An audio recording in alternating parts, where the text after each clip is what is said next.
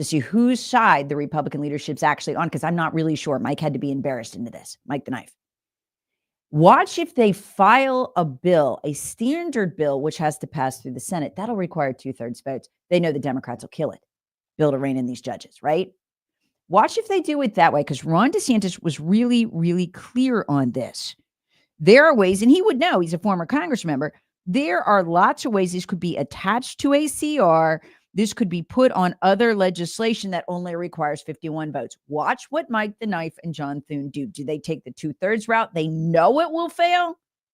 Or do they do this? We're talking about the courts. You know the court's as good as anyone. Limit the jurisdiction. Congress can limit the jurisdiction of the courts. That is plain in the Constitution. It doesn't require 67 votes in the Senate. You can attach it to a CR. You can attach it to a must-pass bill. And here's the thing.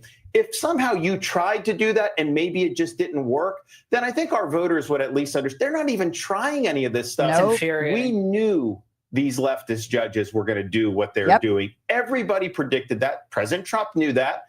This was one where the Congress is basically, and what are they? They're on 2 weeks of vacation now. Really? That must be nice. Yeah. I think they got a lot of work to do.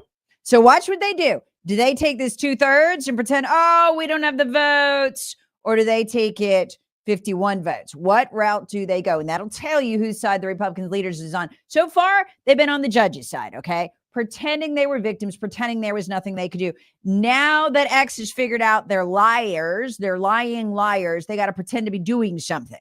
You know what's cool? We may have enough power here to force these guys to act and actually do something. I mean, it's because we've never had a tool as powerful as X before. We'll see.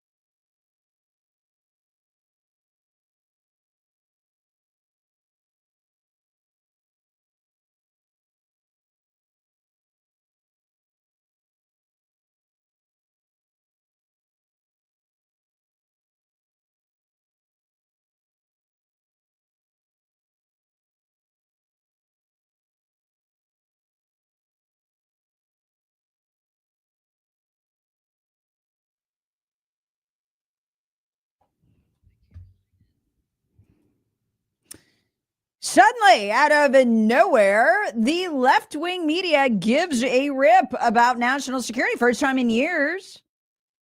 Had no reaction whatsoever 2 weeks ago when our director of national intelligence, Tulsi Gabbard, went down to the border and announced they were frantically hunting over 100 terrorists off national or international watch lists that Joe Biden caught as illegal immigrants at the border and released into the country. They're still hunting them. Did the mainstream media cover that? See that as a national security risk? No, they don't care. They do not care. Those are fellow travelers. They'll probably vote Democrat. Look, if they kill some people along the way, no big deal. And I know I sound sarcastic, but y'all, this is how they think. In all seriousness, this is how they think. Those people are suddenly appalled and deeply worried that Jeffrey Goldberg, the editor-in-chief of The Atlantic, was accidentally included in a Signal group chat with top Trump administration officials where top secret war plans related to Yemen were shared. They are in horror. They are in terror for their country, finally. If they were actually afraid for their country, they might report on where the Houthis in Yemen actually got the money to hit our ships and European ships over 100 times as they traversed the Red Sea during the Biden administration with no reaction whatsoever. They might ask, where did they get the money? Because they were like goat herders when Biden took office. They had no money. Now, all of a sudden, they have the most high-tech weaponry. We had 2 Navy SEALs die trying to intercept that weaponry. And Biden did nothing. Where was that weaponry being sent from? Iran. Why does Iran suddenly have money for weapons? We gave it to them. We had tranches of 10 billion here, 10 billion there, 10 billion here, 10. We released it. Biden, remember, lifted the sanctions. $300 billion flowed into Iran, and then Iran turned around, gave it to the Houthis. Let them hit our ships. Biden let them hit our ships. Do they care about any of that? No, they don't. No, they care that the Trump administration looks a little silly. Someone accidentally included fake news reporter Jeffrey Goldberg, editor-in-chief of The Atlantic, in the group chat. They care about that. All those other things they don't care about. Folks, they are... These people obsessed with this. And look, the Trump administration looks a little silly. It shouldn't happen.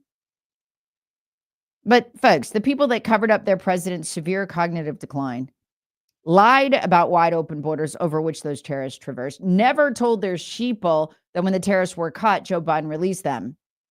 All of that clear and present dangers to the country do not care. The people that left over $9 billion in military equipment at the disposal of the Taliban now want you to believe they actually give a damn and care about national security. It's phony outrage. It's phony outrage. Now, latest report, President Trump will decide what will happen to National Security Advisor Mike Waltz, like to his future over the next couple of days. My question is, why did Mike Waltz have Jeffrey Goldberg's number in the first place? No one in this administration should be talking with anyone at that publication. It's total fake news. I mean, it's fake Russia. I mean, just endless fake, fake. Charlottesville, fake. It's not real news. I don't know why you'd talk to him, and I definitely wouldn't have the guy's number in my phone. I don't quite get that, but anyway, we'll see. But you know what I loved about this incident? Did you actually read the texts they were sending? This is radical. You would never have a thing like this leak out of a Democrat administration. You know why? Because they never say things like this. Listen to this. This is giving you a backdoor view and normally wouldn't get into how they're conducting foreign policy. I love it. Here's J.D. Vance, who was on the chain, right? Vice president. He's talking to Pete Hegseth, head of the military, about, bombing the Houthis in Yemen. If you think we should do it, let's go. I just hate bailing Europe out again. Yeah, me too. Let's just make sure our messaging is tight here. And if there are things we can do up front to minimize risk to Saudi oil facilities, we should do it. Why? They're looking out for gasoline prices in America. That's why they care about that. Pete Hegseth, in an awesome response, writes back, again, he's the head of our military, I fully share your loathing of European freeloading. It's pathetic. But Mike, talking about Mike Walls, is correct. We're the only ones on the planet who can do this. On our side of the ledger. In other words, China and Russia could probably do it, but they're not. They're going to be on the side of the Houthis. But Mike, along with Joe Biden, the Democrats. But Mike is correct. We're the only ones on the planet who can do this. In other words, take on the Houthis, blow them literally out of the water. Nobody else is even close. Question is timing. I feel like now is a good time as any, given POTUS, that's Trump, directive to reopen shipping lanes. I think we should go, but POTUS still retains 24 hours of decision space. Then the response to that, as I heard it, the president was clear, green light, but we soon make clear to Egypt and Europe what we expect in return. See, this is what would never happen with a Democrat administration. They would not expect the American people to be rewarded in any way. They hate the American people. They hate America. They would never get anything in return. That's what was so unique to me about this. They're actually thinking about what can we get for America. That is not how the Democrat Party governs, and it's not how the Bush wing of the Republican Party governs either. It's what can we squeeze out of the American people for our friends around the globe. So this, I love the way this foreign policy is being conducted here. That's my big reaction to this. I mean, yeah, it was a silly mistake. It makes them look a little silly. They're going to make mistakes. And you know what? They should fess up to it. Yeah, we made a mistake. We made an error. We're investigating it. Be done with it. I don't think Pete Hegseth handled this very well. Well, that's a crappy reporter there at The Atlantic. We don't like him. He lies. Yeah, of course he lies. Was he on the text chain? Yeah, he was. I just admit it. We screwed up. We're investigating it. We're moving on now. I wouldn't have kept it going another couple days, but kind of denying it like Hegseth did. But whatever. As I heard it, the president was clear. Green light. We will soon make clear to Egypt and Europe what we want in return. Yes, that's how you conduct foreign policy. We also need to figure out how to enforce such a requirement. E.g., if Europe doesn't remunerate, in other words, pay us for clearing their shipping lanes, then what? If the U.S. successfully restores freedom of navigation at great cost, there needs to be some further economic gain extracted in return. Yes. Democrat Party would never do that. And the Bush ring of the Republican Party, which really is just the Democrat Party, would never do that either. So I love seeing that when they get caught on texts that are leaking out, they're doing the right thing. They are everything. I mean, what is this total? 10 paragraphs? They're like, how can we extract something from Europe? How can we get something from the American people? That is that, folks, that mentality is so far gone. And you know why?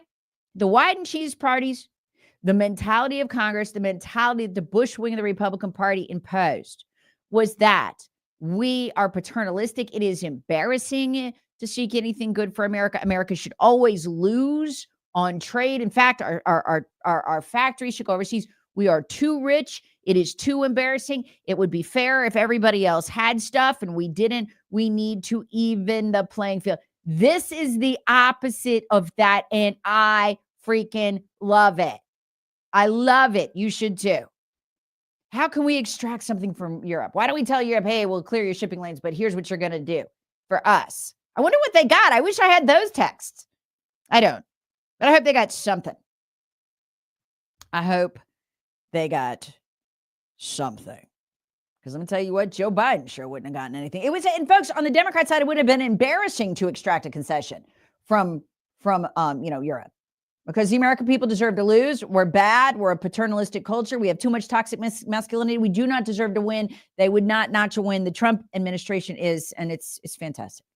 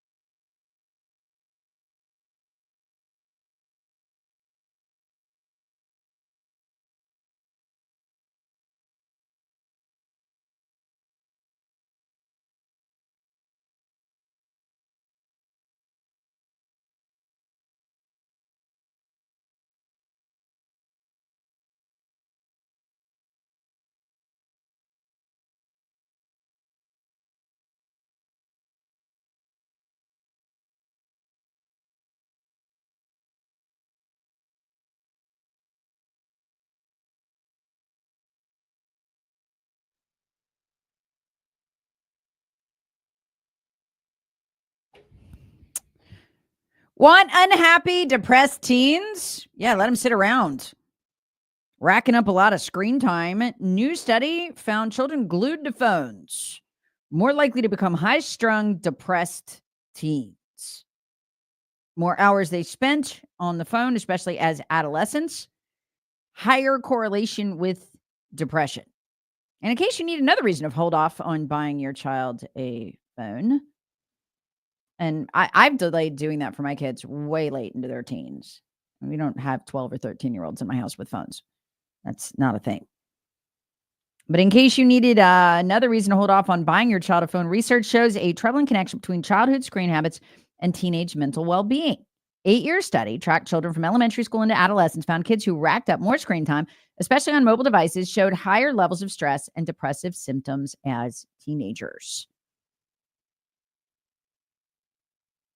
An all-time high of 1/4 to 1/3 of adolescents worldwide are experiencing mental health problems, with first symptoms typically appearing during the early teenage years. Okay, folks, I don't know if the actual screen time is causing this. I like, looking at the screen or what's online is causing it. I don't know. But I'll tell you this. If you're sitting there for hours every day, what are you not doing? You're not moving. During exercise, your body releases chemicals like endorphins, dopamine, serotonin, norepinephrine. I mean, they're literally the chemicals that make you feel good. People take drugs to make their body release these chemicals. One thing I've learned to do over the years, and it truly helps if I'm really stressed out. Every time you get occasionally you've got a lot of stuff going on, you get agitated, you're stressed out, you've just had a bad phone call from work or something like that, something upset you. One of the things I found you can do is just give yourself an endorphin hit. And you just get on the treadmill like 3 to 5 minutes and just go. And then come off, you're like, oh. It's a habit. It's like legal drugs. And you just push it real hard for 3 to 5 minutes. Heck, 2 to 3 probably do it. Get those rolling. I've been doing that for years. You step back off. You feel so good. You don't get it's not normal. Your body is supposed to we're hunter gatherers. Most of our existence as humans. What does that mean? You got to move to get food. If you're not moving, it tells your body you're not of value to the tribe. Quite frankly, your body starts to eliminate you. It will. Well, you're consuming calories, but you're not benefiting the tribe. Your body doesn't know any different. It's how it's been for hundreds of thousands of years. Make you miserable. Just get up and move. Kick them out the door. Make them get some vitamin D.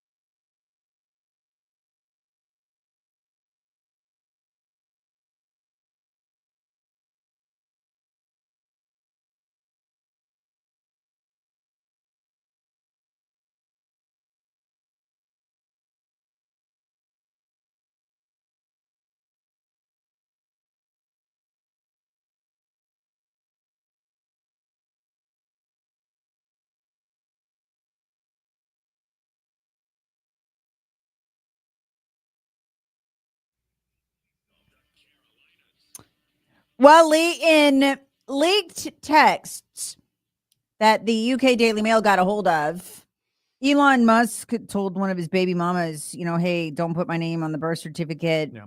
I get a credible death threat every day. He said the only other person who's a bigger assassination target than me is Donald Trump. Well, yesterday he stood up at that meeting that Trump had and kindly asked people to stop threatening to kill the kids of Doge. Just stop it. He said they're working for very little money compared to what they could make. Mm-hmm. They're just trying to find waste, fraud, and abuse. And they're not trying, they are. They are. They're doing a very effective job. And he says in exchange for that, they don't get gratitude. They get death threats. A lot of them are just kids, just trying to help out, and they're very talented. They could get jobs for millions of dollars a year. Instead, they come here, earn peanuts, and get death threats. So thanks to the Doge team. Thanks, right. So we are learning Democrats violently opposed to government efficiency and the end of fraud and waste. Yeah. How violently opposed are we talking? Well, here's what kicked off a lot of this. Crazy Jasmine Crockett, who has yet to be condemned by the Democrat leadership. So they're fine with everything I'm about to play for you. I think they've got a wink, wink, nod, nod relationship going with her. Started with this. Starting with on March 29th, it's my birthday. And all I want to see happen on my birthday is for Elon to be taken down. Yes. Now, she later would say, oh, come on, they're taking that out of context. Just in case the slow people listening decide to clip this up later, I just want to say that I have never promoted violence whatsoever. Mm-hmm. But on the same day she said that, I have never promoted violence whatsoever, the Democrat Congresswoman Lee went on another podcast and repeatedly suggested someone physically assault and punch Ted Cruz. He's the senator from her state of Texas. I think that you punch. I think you punch. I think you're okay with you okay with punching. I think, and I love Colin. And I think towards the end, he started to punch a little harder. But it's Ted Cruz. I mean, this dude has to be knocked over the head, hard, right? There is no niceties with him, at all. You go clean off on him, right? I think that you punt. Yeah. Verbiage that any Republican would never get away with. So no, there's no way. So Pam Bondi, for the second time in a week, and after explosive devices now found in that Austin Tesla dealership, the Democrat Party at war with people who sell Teslas. Electric vehicles. It's just bizarre. You've got to be kidding me. It's so bizarre. Anyway, Pam Bondi, our attorney general, warning Jasmine to knock it off before she gets somebody killed, which I'm beginning to think is the goal. Your words have consequences. And what happened after she said that about Elon Musk, she's a Texan in her own home state. After she said that, this morning, 3 explosive devices were found in Austin, Texas. So she needs to unequivocally denounce the violence. She must apologize immediately, not only to all Texans, but to our country, to the American shareholders of Tesla, because she is promoting violence. Mm-hmm. They are. Yeah. They know they are. Yeah, exactly. And they're being cute about it. And they've got a mainstream legacy media that will go along with it and provide them cover. But they're being too cute by half here, at least. Everybody knows what they actually mean. And you know what? It's really interesting. And a lot of these, these town halls that Congress members are having when they go home, and they're Republican Congress members in Republican districts, but they're being swamped with Democrats who are being sent in, right? Mm-hmm. And these Democrats are screaming and yelling at them. Well, the Democrats are screaming at the Democrats too. Well, yeah, they're screaming at them too. But when you look at what they're screaming at both, at the Democrats and the Republicans, it's really eye-opening. A lot of it's on X. It's all fake. You can tell they got it from the mainstream media. You've got to stop, Elon Musk is stealing from us. You've got to stop him. You're not trying to stop him. I've got to hire someone else. He's not stealing from anyone. I was listening to it. And I was like, these people are so deluded. Everything they're saying is fake and false. And I don't know if they even know it. Their leaders do, But I don't know if they do. They have been spun out by the lying media and their leadership, and it makes them so incredibly dangerous. Because I just think there's not a really good understanding of what's going on, and they are just weaponizing people with total lies. No, it's not going to be long before somebody gets seriously injured or I killed know. at one of these things that they're doing. I mean, like burning these Teslas, accosting people in Tesla vehicles. It's like, you need to be very careful about that. This is from a Denver Tesla protest. It was done by the news station 710 AM KNUS out of Denver, so talk radio station. I just want to play it. They just went out on the street and talked to the Democrat protesters to see what do you want? Do you just don't want people to buy Teslas anymore? We'd be happy then. We keep the fraud, the waste, and the abuse, and Democrats steal, because Democrats are stealing from everybody. When you look at Stacey Abrams and the $2 billion, they didn't just take that from Republican taxpayers. No, Exactly. Like, y'all, you realize you're talking about getting violent to protect Democrats who are robbing you blind?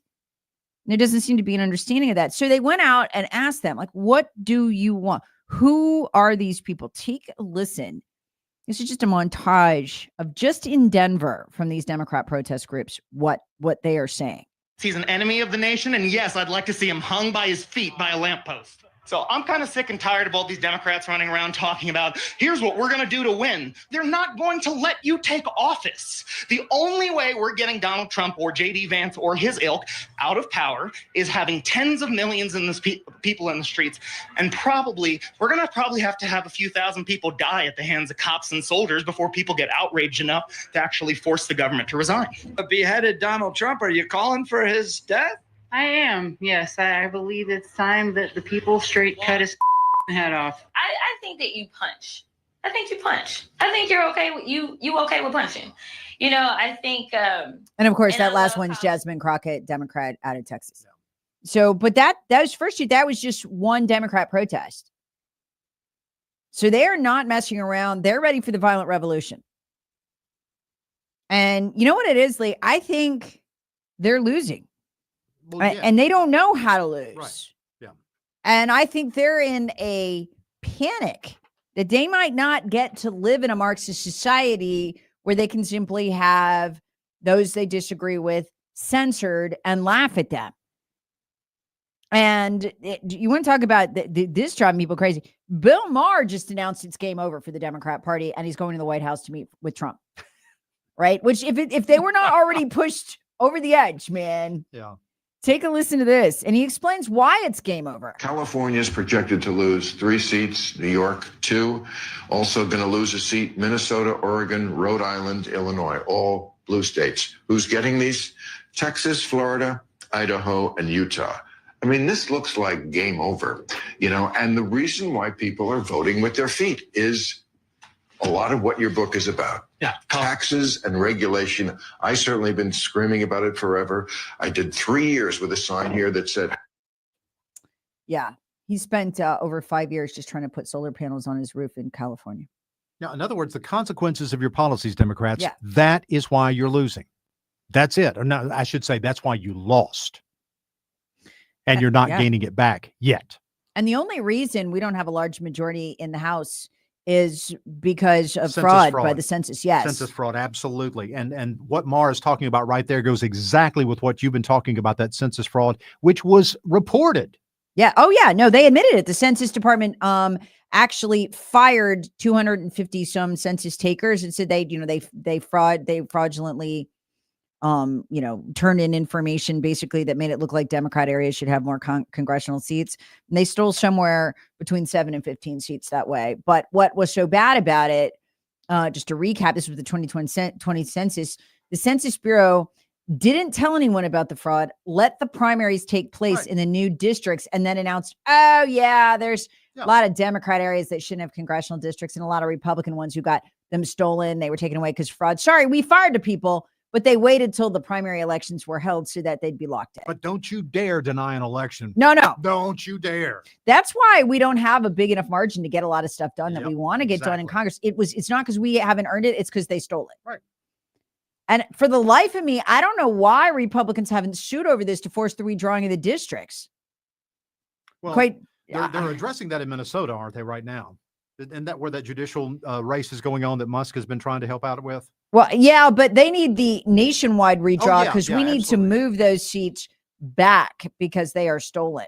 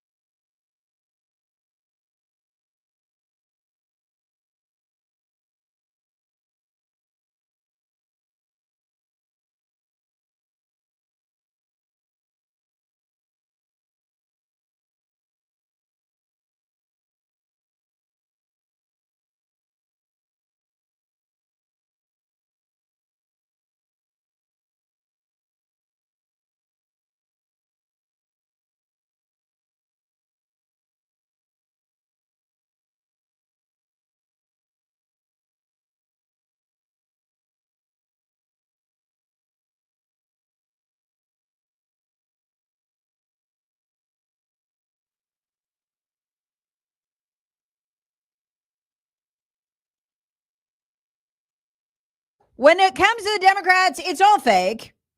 Their GDP numbers, fake. We weren't growing at 4%. We were actually declining at 1.5%. Jobs, their biggest economic success, fake. 2 million of them were fake after the readjustment. Wage gains, say it with me, fake.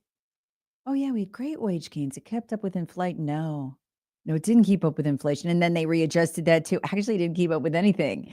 Yeah, they lost ground. You got poor. Fake. So is it any wonder their supporters are fake too? This is a phenomenon I've been keeping my eye on. And one of the greatest indicators that something was deeply wrong with Her Highness was, remember that tour she did toward the end? Where she was pulling in some pretty big crowds, looked like maybe 20 to 30,000 people, right? Like she was just pacing Donald Trump. Or was she? There's a guy online who is a geofencing expert. His name is Tony Saruga. Got a pretty big following. If you know anything about geofencing, it's how they caught an additional 1,000 January 6 protesters. You could put a fence digitally around something, find out which devices were there. We actually sell that here. Our advertising staff does. And it's powerful stuff. I mean, I've seen them sit across from somebody and say, well, we're doing great. We don't really need advertising right now. And they'll say, but your foot traffic through your front door is down 40%. Well, your competition's increased. There's 15%. Want to know where they're coming from? And their eyes will get huge. We sell that. We sell geofencing. Somebody walks in your store and walks out and doesn't even talk to you. We can tell you who it was. It's pretty powerful stuff. Yeah, and anybody could buy it. And then it just comes down to how you manipulate it. He manipulates it. He looks at it. He cross-compares it. And the first time he did it, he found something fascinating. He looked at Kamala Harris's 9 big rallies in the final stages of the campaign. They were all over the country, from Michigan to Pennsylvania to Arizona, right? So not close driving distance. And he found out something amazing. 84% of the people, 84% of the devices, I should say, they're not people. The devices present at Kamala's rallies had attended 9 or more Harris rallies, or 9 or more Harris rallies, Antifa BLM protests, pro-Hamas anti-Jewish demonstrations, or pro-Palestinian protests. 31% of the devices at the Kamala Harris rallies in the final days of the election had attended over 20. And not close by either. I mean, this is not like, well, one in DC and one in Pennsylvania. I mean, there's driving distance there. They might live between. No, these are all over the country. These people are driving all over the country. Let me bottom line this for you, okay? They're being paid.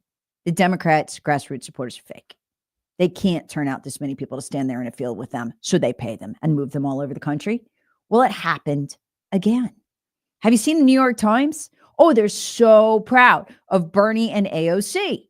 They're saying, oh, AOC, man, she's so hot right now. People love socialism. They love her. She's turning out crowds of 30,000 a pop.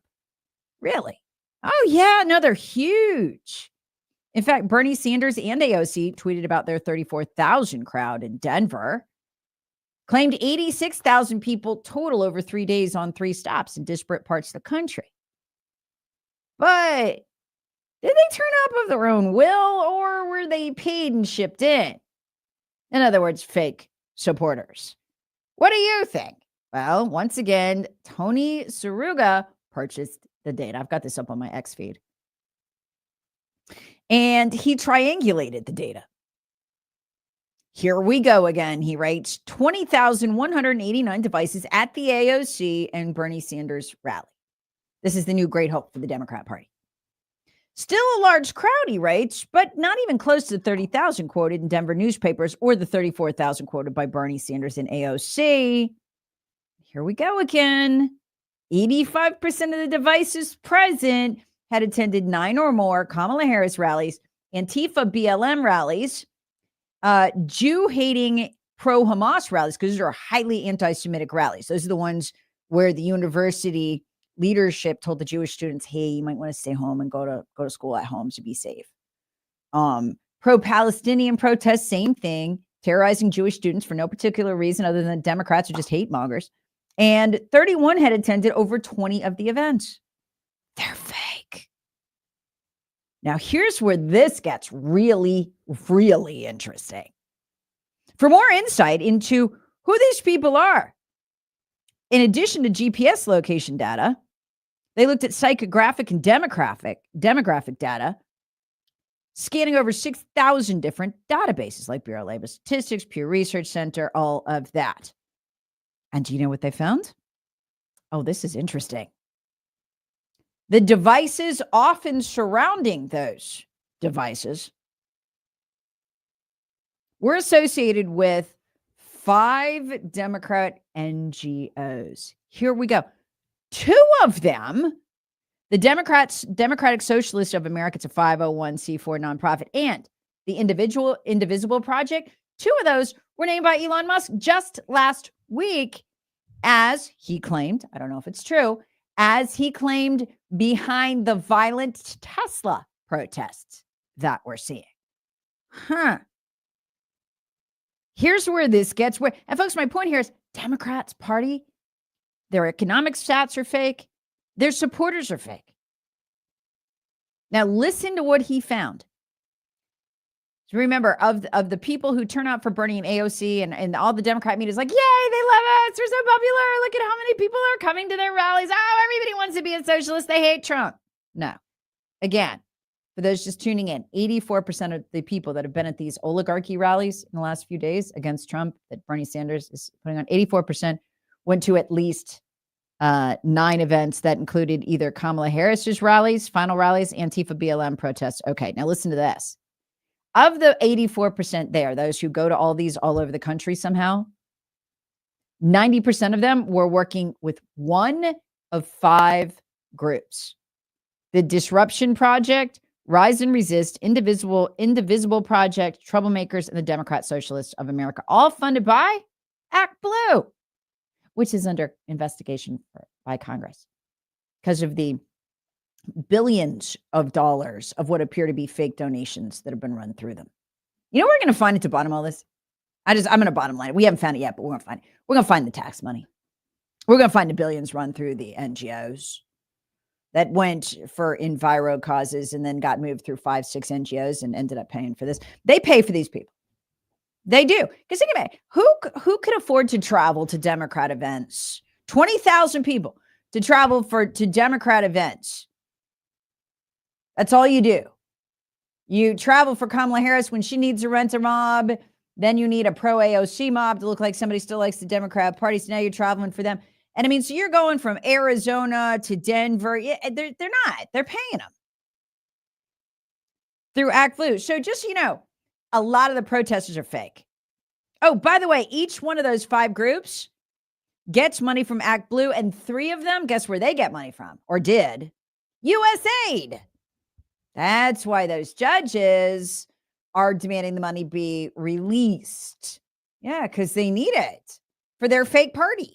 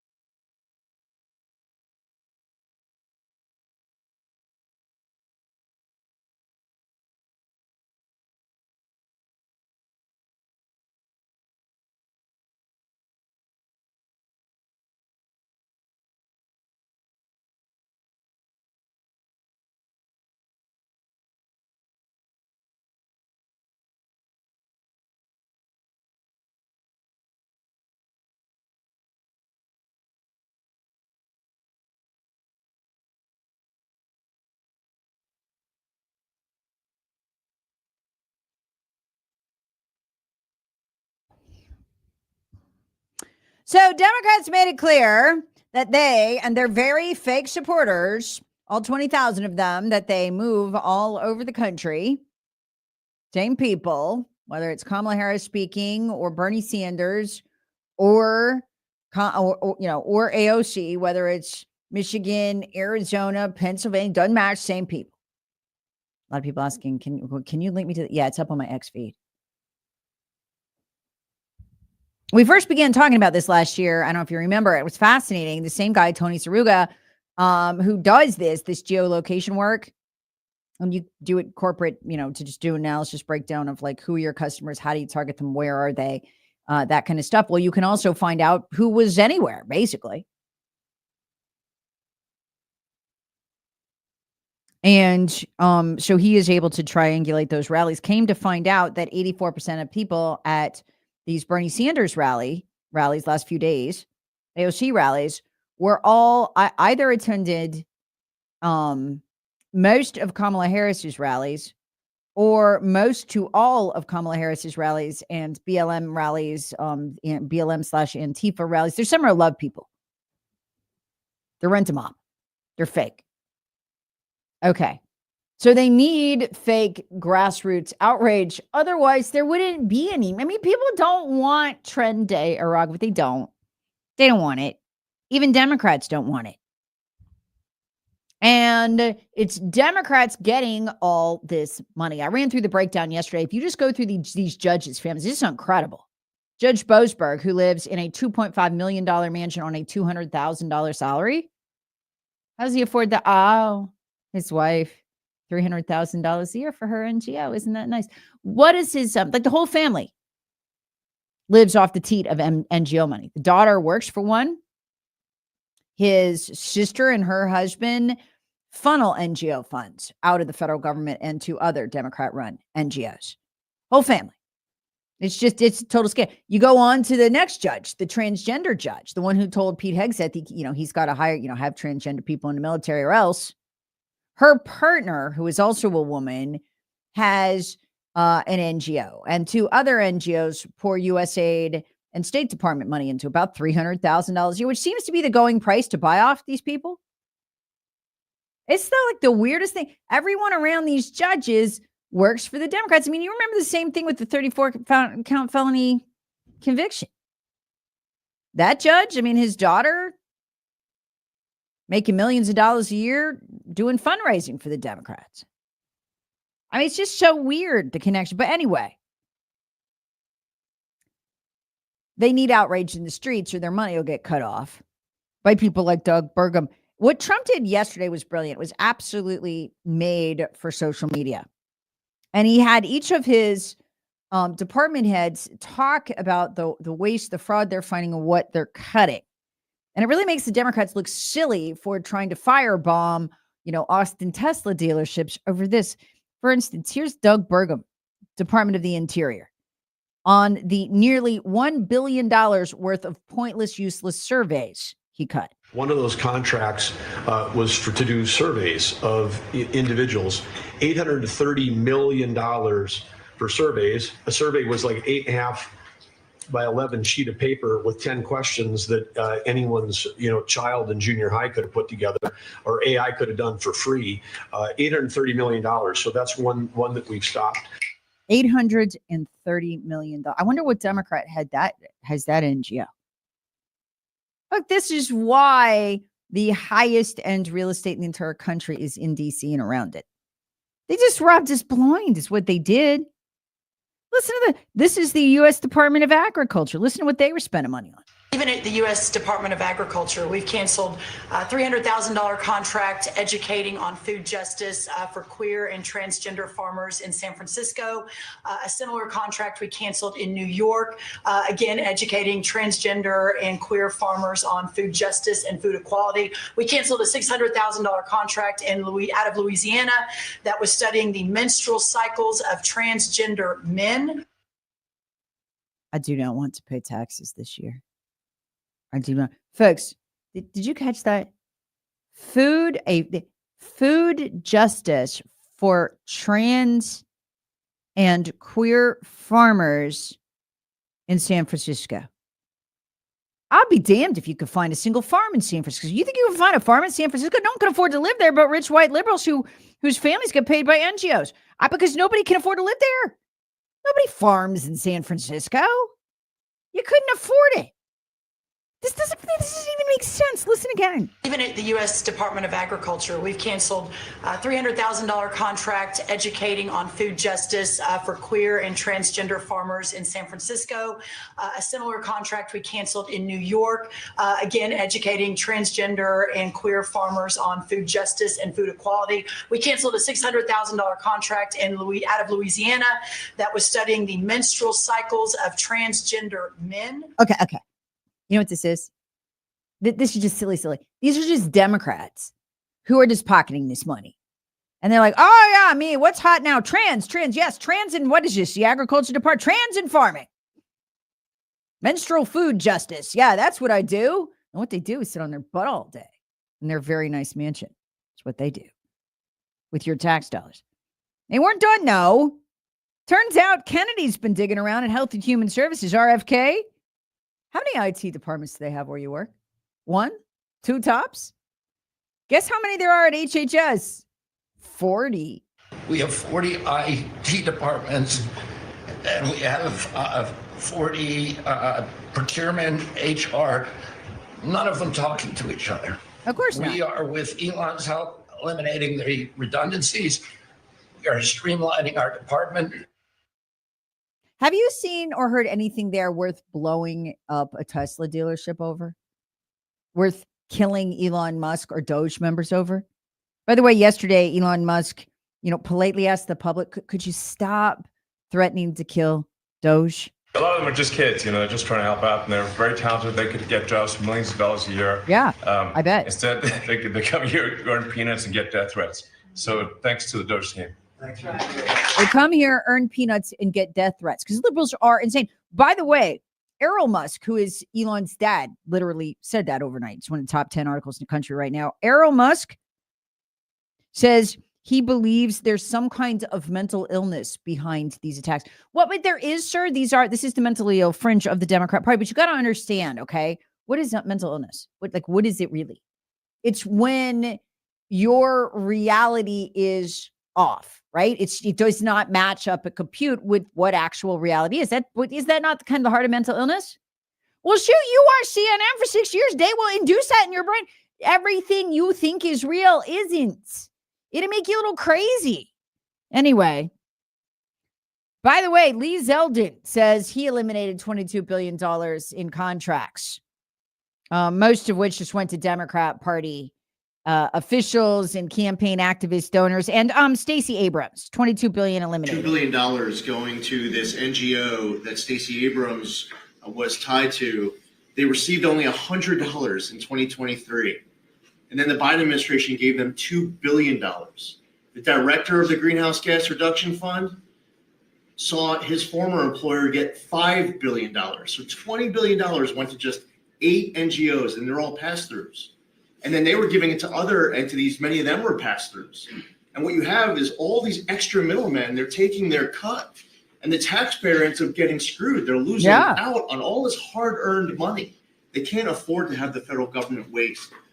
The partnership with Doge and Elon Musk has been incredible at EPA. Their team is This is what the left wants to kill them for. Hit them over the head and whatnot, as Jasmine Crockett says. Starting with on March 29th, it's my birthday. And all I want to see happen on my birthday is for Elon to be taken down. Yes,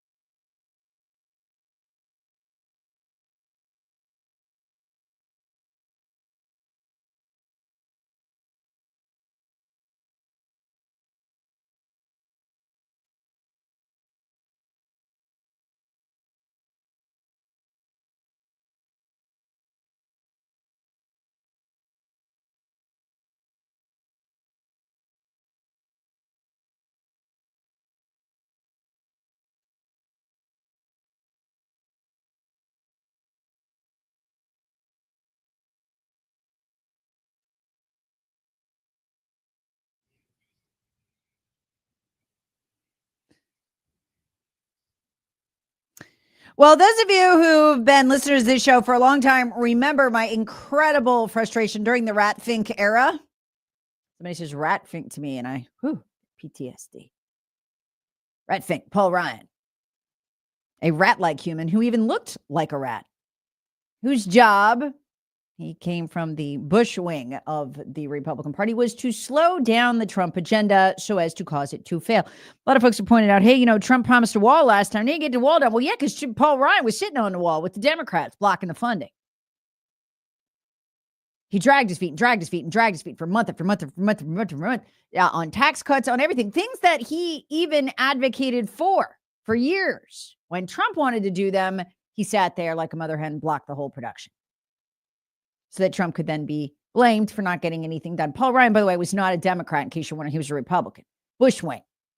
Some of the most toxic people on earth.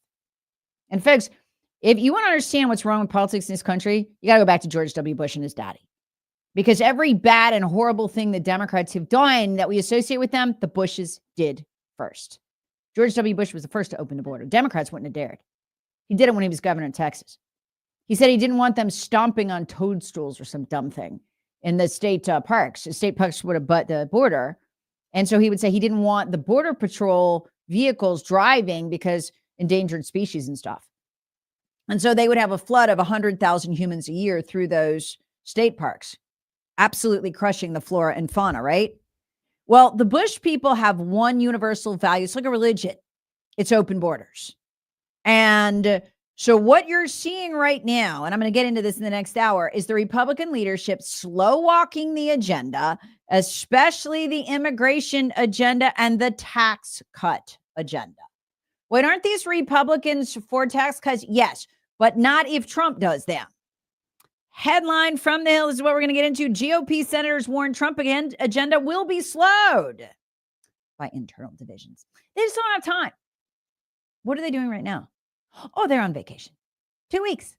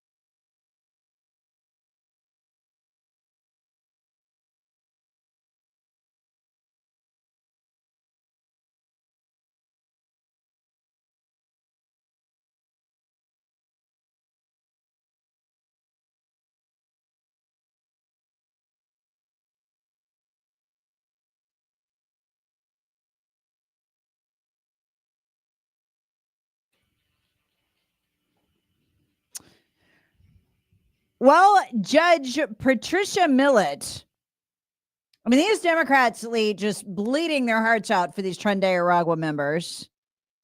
You'd have no idea they sell kidnapped children for sex out of the hotels they forcibly conquer and take from the landlords who run them, including in Aurora and in El Paso, Texas, as documented by the UK Daily Mail. Took hundreds of law enforcement officers from dozens of agencies to amass what essentially was an army, because that's what it takes to remove this gang, to pull them out of their control of the very large Palatine apartment complex, which they had seized from the landlord by force. When they do it, they demand you continue, by the way, paying the property taxes or they'll kill your entire family. They like to stay on the property. And what was hauled out of there? Just a kind of a preview, Lee, of yesterday's Battleground America podcast, which at the end of it has all the sources you can read to your own horror. What went on, what they do, what Trinidad Aragua is. We've never seen this before. When they hauled out the people they were selling out of this apartment complex called the Palatine, that was liberated from Democrat and Trinidad Aragua control, because the Democrats were cool with all of it. Children, they were selling children, mostly girls, some boys, and women they'd kidnapped. That's what they sell. That's their product. They don't just do that here. They do it all over the place. They were doing it in Aurora too, also documented by UK Daily Mail reporters. For some reason, I don't know why this does not pervade more nationally here. It made international news, but this is a really weird media environment in this country. There's just a lot of denial about what goes on. So, but these Democrats, they don't care about the children, you understand, or the kidnapped women who are being sold. They don't care about any about that. They care about Trinidad Aragua, and oh my gosh, the tears are flowing. Did you hear Claire McCaskill on MSNBC, Lee? Oh, no, thankfully she's talking about Trinidad Aragua here, okay? The child rapist, kidnapping, child salespeople. The idea that a president can just decide, okay, here's somebody who's from a different country. I think they're here because their government wanted them to come here and commit crimes, and I'm going to put them in prison for the rest of their life in another country, and they can't do anything about it. Is that America? They're illegal immigrants. They're not just people here from another country on a visa. They will not acknowledge that, Lee. Yeah. That reality, no, they are not like us. They are not just some people from a foreign country who happen to be here and we're being really mean to them because we're biased. That's not a thing. But even the judges are repeating it. Here's Judge Patricia Millett on how even the Nazis were treated better than these Trinidad Aragua members. Okay, I'm going to tear this apart with actual history in a second. She's so full of it. I'd like to have some of what she's on. There were no procedures in place to notify people. Nazis got better treatment under the Alien Enemy Act than has happened here. And they had hearing boards before people were removed. And yet here there's nothing in there about hearing boards. There's no regulations. People weren't given notice. They weren't told where they were going. Okay. A couple of things. The Alien Enemies Act does not demand hearing boards of any kind. No. There's none of that. Okay. That was a courtesy that was done. But there's a key difference. Number one, there were 31,000 Germans that were deported. She's referring to. They were not all Nazis. In fact, the vast majority were not Nazis. They were people who, during a period of extreme paranoia, and rightfully so, because we were at war with Germany, were sent back home. These were not illegal immigrants, Lee. These were legal immigrants. They were on visas. Some of them were in the naturalization process, and all kinds of things could have got you sent back home.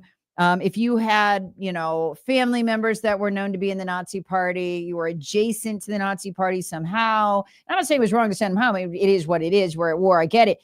But for her to act like we sent Nazis home, we didn't even think. Most of these people is now acknowledged we're not Nazis. So that's wrong. But again, the key difference here is these Trinidad Aragua gang members are illegal immigrants. They're not here legally. Exactly.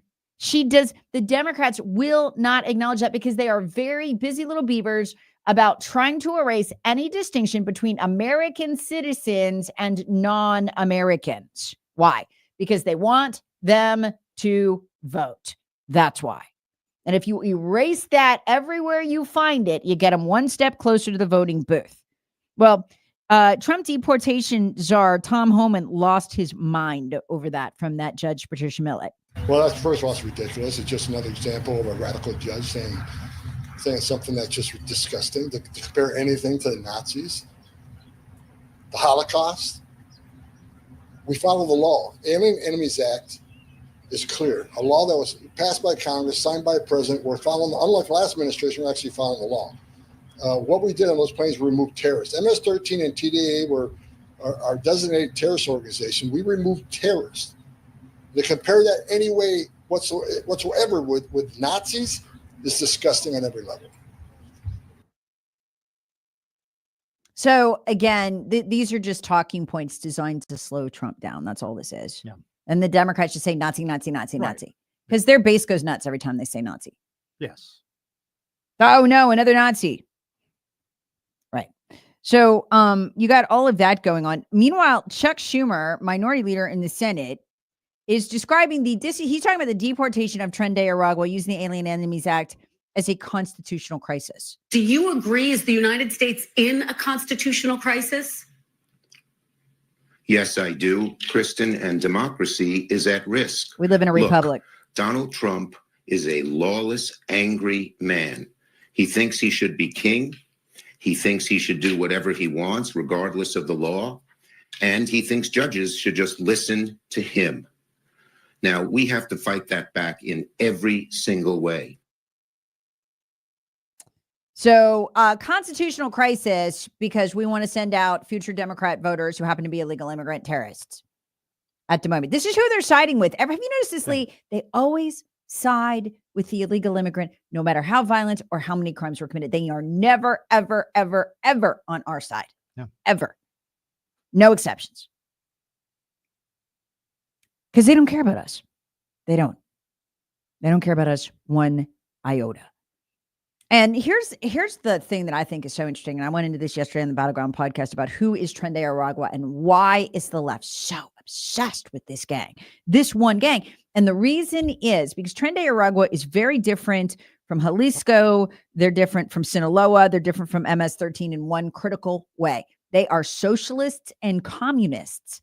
They are ideological. People don't understand that. And if you go to my Battleground podcast from yesterday, which is must listen to understand all of this, in Venezuela, as the UK Daily Mail reports, they are known as the Chavistas. Everybody knows who they are, even though they are criminal gangsters and oligarchs in that society. And they exist as muscle to protect the Socialist Party, and they are rewarded in two ways. Number one, they're the only people allowed to be armed in Venezuela. And they're not a formal fighting force of any kind. They're criminals. Number two, their crimes, they are looked the other way when they commit crimes, when they commit murder, when they commit rape, when they kidnap, when they sell children for sex, when they sell women for sex. The government looks the other way because the Chavistas protect the socialists. Absolutely. So, when you're talking about guys at the street level selling children, say in Aurora or El Paso, Lee, are they socialists? Maybe. I don't know, but the leadership is. They are the foot soldiers of a second cartel, the main cartel of the Socialist Party of Venezuela, that's called Cartel de los Soles. And they control Venezuela, absolutely. It is a paramilitary criminal group. So this idea that the Alien Enemies Act doesn't apply, there's a great piece on this by Raw Egg Nationalists, believe it or not, and saying, listen, these criminal organizations have greater military strength than most nations do. We are being invaded by them. And finally, one more thing. If you need any more proof that Maduro sent them to invade this country, on my Twitter feed, I have a speech by Maduro saying he sent them. My daughter and I sat and translated it. My Spanish is decent. Hers is, she's fluent. She speaks fluent Spanish. And we went through every line. I was like, I want to make sure I understand what he's saying. And we went through word by word, line by line. And what he said, he was trying to keep the tariffs off him that Trump just put on him, right? Yeah. What he said was he admits he sent them, but he claims the Biden administration, Biden pressured him and made him do it. In other words, we asked for it. We asked for Trende Aragua. You know what? I believe him. Now, do we have proof? No. He's a lying dictator. He could be lying too. No telling who's lying here. I mean, you got Democrat Maduro. Who knows, right? But what he said was that the DEA and the FBI financed and expedited the movement of those Trende Aragua terrorists through Colombia, and that if they go through the paperwork in Colombia, they will find the proof of it. In other words, Maduro's saying, don't tariff me, bro. Don't tariff me, bro. That's a good one. Thank you. Your crazy Democrat party made me send them. And if you think about this for a minute, I don't know if that's true, right? But I know this, the Trump people should check. And he even told them what documents to check in the speech, okay? They should look into this. Because this is treason. People need to go to prison if that happened. But here's the thing. Do you remember when the judges in Venezuela were openly announcing in the pages of the UK Daily Mail, hey, we're letting them out of prison. We're sending them down to America. They're going. We're dumping the prisons of the worst of them because they're a prison gang, right? And remember, there's no reaction from the Biden administration. There was no, hey, don't send them. We're going to tariff you. Hey, don't send them. We're going to sanction you. Nothing. Weird, right? This is all very interesting. Anyway, yesterday, Donald Trump slapped them with tariffs and anybody selling, doing business with them with 25% tariffs, which includes China. So you do business with Venezuela, i.e. the Cartel de los Soles and the Chavistas. And yeah, but folks, think about this for a minute. That's what makes Trende Aragua so terrifying. They are fellow travelers of the Democrat Party. They are fellow socialists, just like AOC calls herself a socialist, just like the group that helped move the crowds in for her rallies last few days, the Democratic Socialists of America. They're all socialists. Do we want violent Venezuelan socialist foot soldiers in this country? Claire McCaskill does. Said so on MSNBC. The idea that a president can just decide, okay, here's somebody who's from a different country.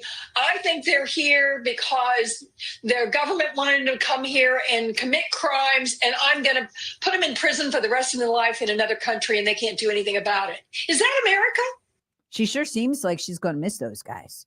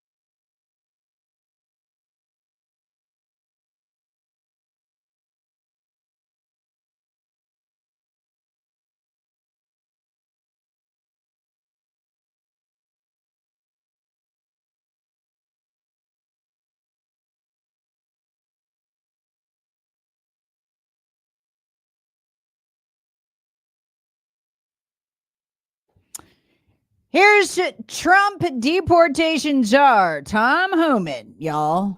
The police commissioner of Boston. You said you doubled down on not helping the law enforcement officers of ICE. I'm coming to Boston. I'm bringing hell with me.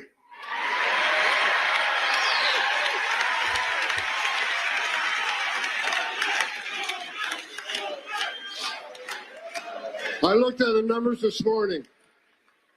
I stopped counting at 9 child rapists that were in jail in Massachusetts.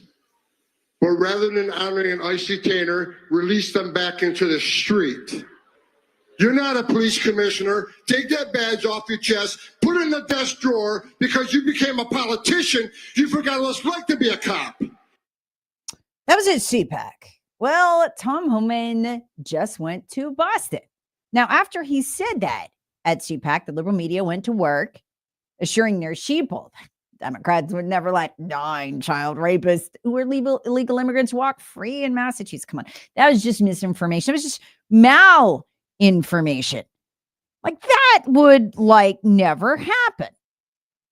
So, after Homan said it, Michelle Wu, the lunatic mayor of Boston, the post-American, post-constitutional territory of Boston, not really culturally recognizable as American, but whatever, it's still in the geography, hauled before Congress under oath, where Representative Nancy Mace of South Carolina asked her, hey, did you guys really let illegal immigrant rapists and child rapists and murderers go rather than cooperating with ICE to turn them over?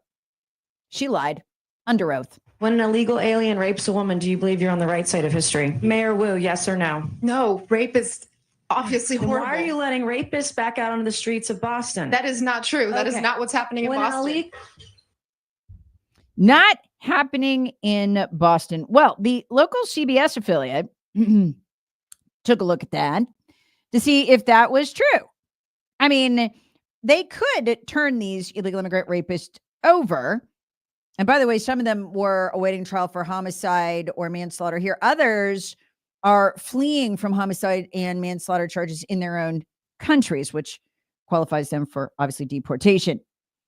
And they all had ICE detainers. So what that means is the federal government comes and says, hey, if this guy makes bail on his criminal charges, you turn him over to us. We'll come to the jail. We'll pick him up and we'll keep the people of Massachusetts safe. That was the deal. So what you just heard there was the mayor, the Democrat mayor of Boston, denying all of this. No, we would never do. They did it. CBS News fact-checked it in a rare but much appreciated act of journalism. You just don't see that much from CBS. Was it true? Yes, it was. They had let them go. Here's from the CBS article. ICE had to find and arrest these illegal alien rapists because Massachusetts and Boston are sanctuaries that refuse to cooperate with ICE. They would rather release these animals back into the community rather than honor ICE detainers or notify ICE when they are scheduled to be released. WBZ-TV looked into Homan's claim that Massachusetts releases immigrants charged with violent crimes back into the community. Records show that 2 accused child rapists were released after posting a $7,500 bail. These are illegal immigrants. Another man charged with assault to rape was released on personal reconnaissance. 2 others charged with child rape had bail set at, again, all illegal immigrants, $500. They had to be picked up by ICE outside the jail. Tens of thousands of names can be cross-referenced with people who have immigration detainers and other immigration actions against them, and some who are not showing up as U.S. citizens. And then he says, we've got to go out and get them.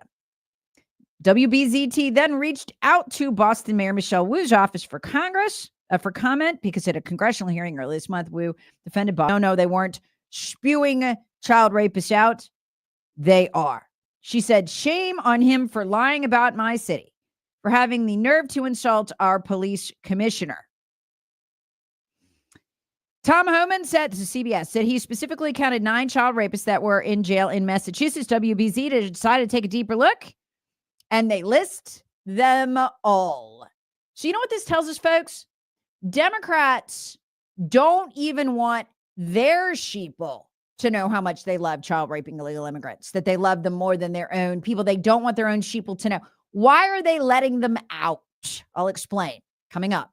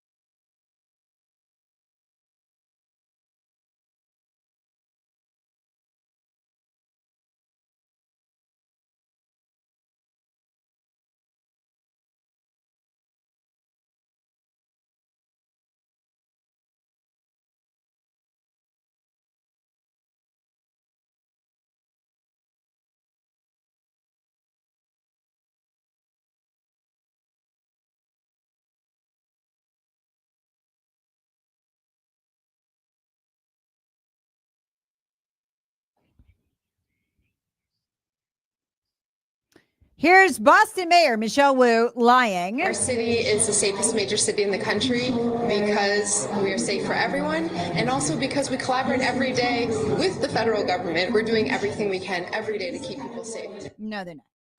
She lied under oath, too.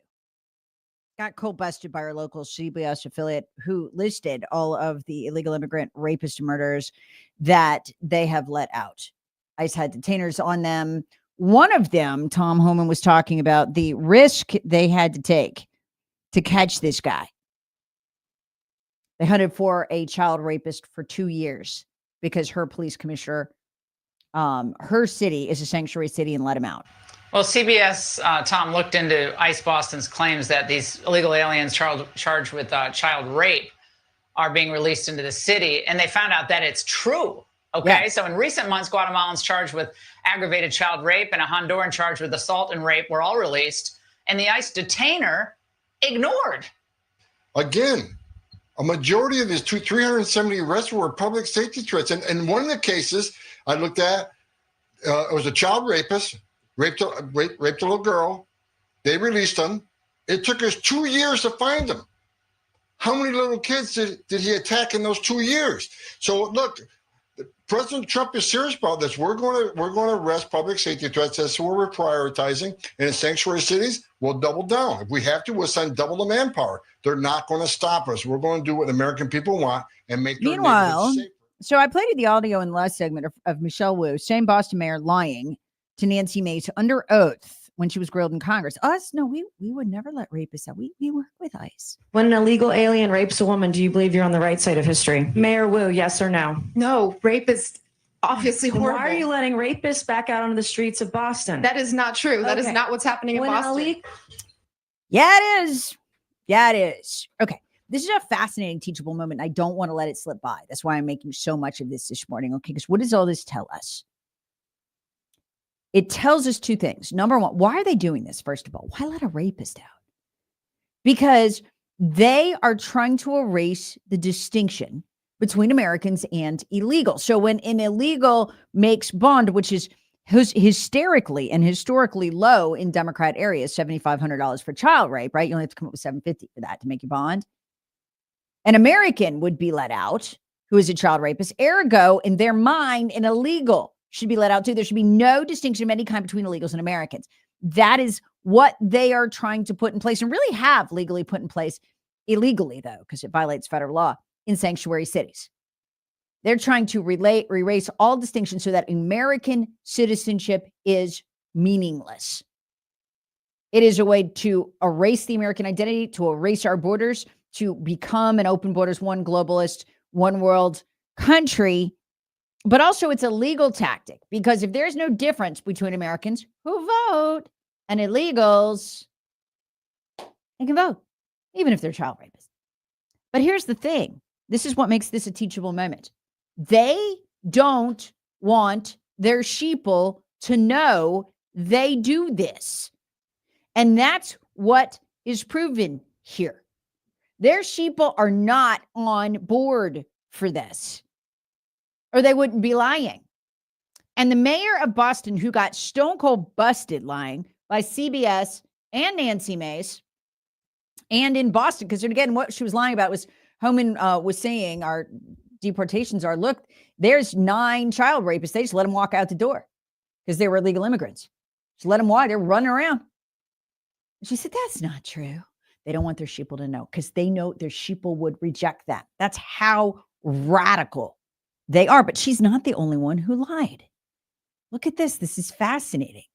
The Democrat female governor of Massachusetts also lied too.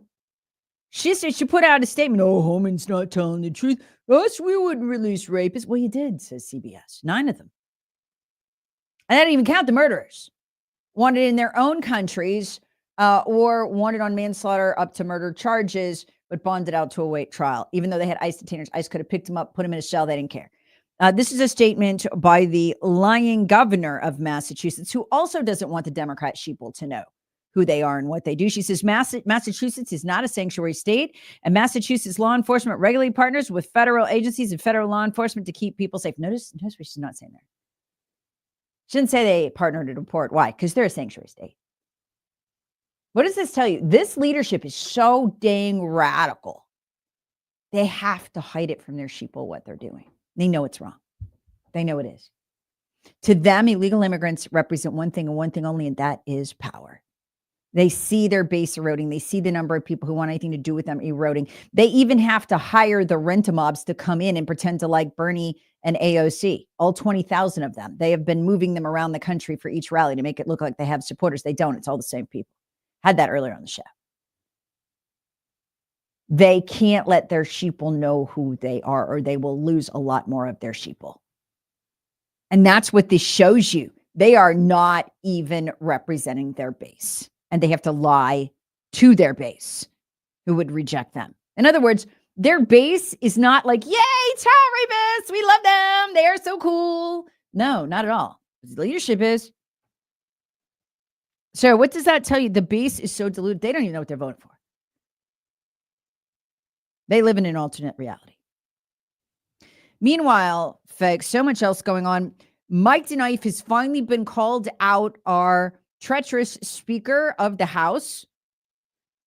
I've been screaming for weeks the Republicans could stop these runaway judges. They could stop these runaway judges. Finally, that has filtered up, mainly because Ron DeSantis kicked Mike Johnson's butt. He continues doing these interviews. He's done multiple interviews saying, look, they could stop this anytime they want. These judges, they have the absolute authority over these courts. The circuit courts, the district courts, they're not even in the Constitution. Congress could dissolve them tomorrow. They could tell them what cases they can hear. They could tell them lay off the immigration cases. They could tell them lay off the Trende Aragua case. They could tell them whatever they want.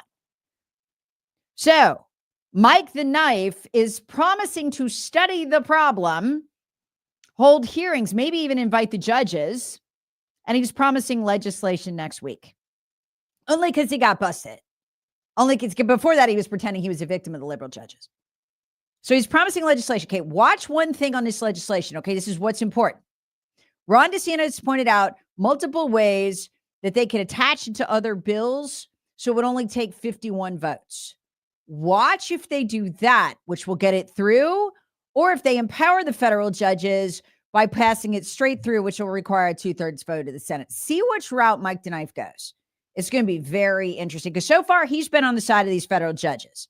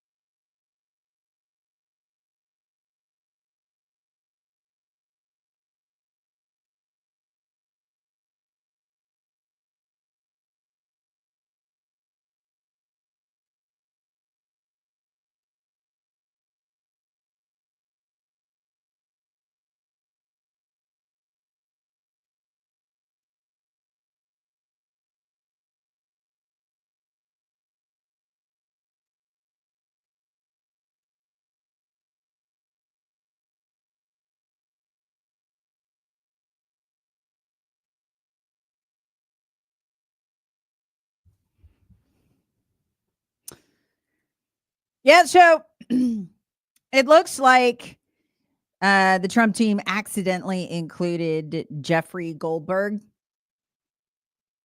head of the Liberal Atlantic magazine, on a group chat. And, they should just admit they did this instead of playing games.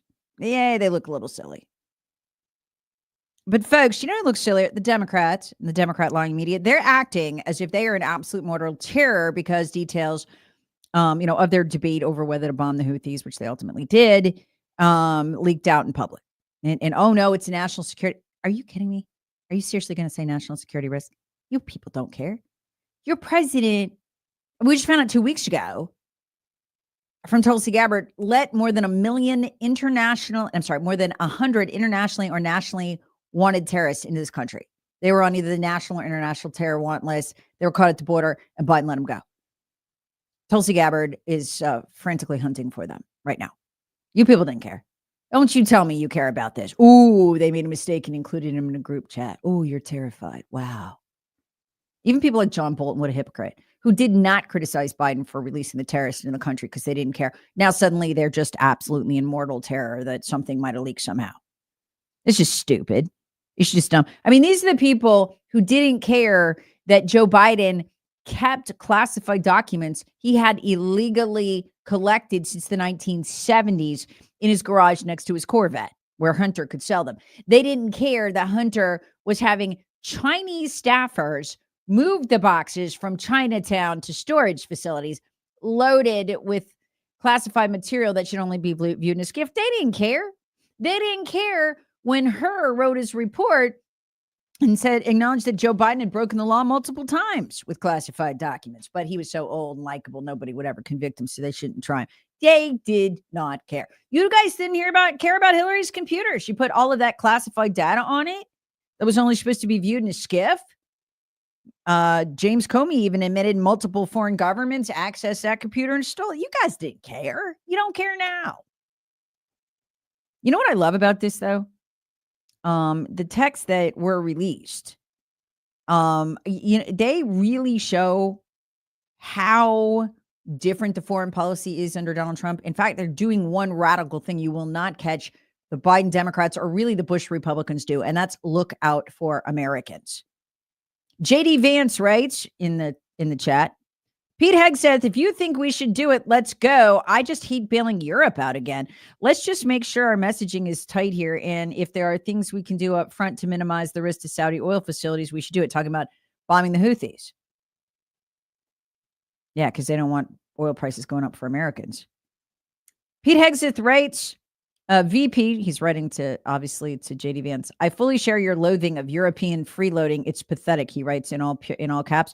But Mike is correct. We're the only ones on the planet on our side of the ledger who can do this, talking about taking out the Houthi mess that Joe Biden caused by funding Iran, who then funded the Houthis. They hit American ships over 100 times, no response from Joe Biden. Hit international ships. I think it ended up being a lot more times than that. I forget what the exact number was, but just no or almost no response from Joe Biden. Question is timing. I feel like now is a good time as any, given POTUS directive to reopen shipping lanes. I think we should go, but POTUS still retains 24 hours of decision space. Then they write, we need to figure out how to enforce our requirement, e.g. if Europe doesn't remunerate, then what? In other words, Europe, we want to get something out of Europe for this because it's mainly their shipping lanes.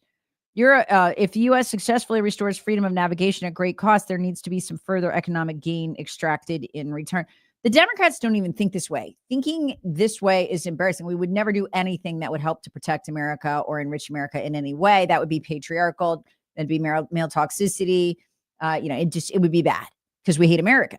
So just to even see them acting this way, like, what can we get in every thought, in every detail, in every paragraph? What can we get for Americans? What can we extract from Americans? How can we keep Americans safe? I love it. It's exactly what I would expect to catch them doing. So I'm glad. And I think everybody's making way more of it. Yeah, it shouldn't have leaked. Apparently Trump is investigating and may or may not hold Mike Waltz accountable. I don't know. It was a silly mistake. They need to be more careful. But I mean, come on, this belly aching from the left, sudden mortal terror that they might, be threatened by the security leak. They don't care. They don't care. Don't even piss on my boots and tell me it's raining. They don't care.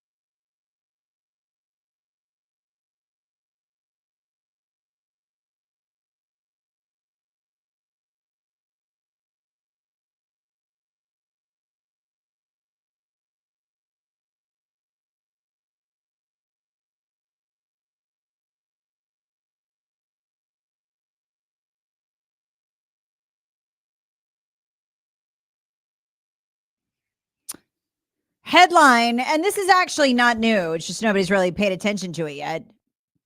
Headline in the Hill yesterday, Lee. GOP senators warn Trump agenda will be slowed.